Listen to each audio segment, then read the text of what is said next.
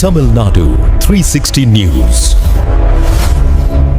சென்னை பச்சையப்பன் கல்லூரி மாணவர்கள் தமிழக முன்னேற்ற காங்கிரஸ் கட்சியில் இணைகின்றனர்.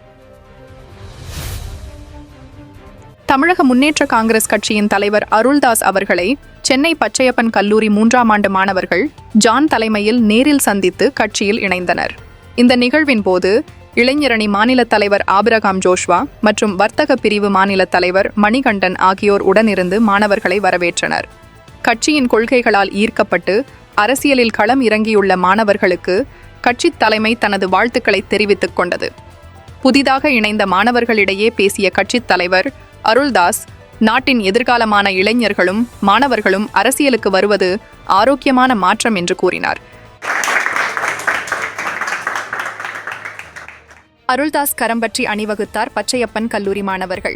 தமிழக முன்னேற்ற பாதையில் தடம் பதிக்கும் இளைஞர் பட்டாளம். உங்கள் ஊர் செய்திகளை உரத்த குரலில் TN360 செய்திக்காக செய்தியாளர் சுரேஷ்.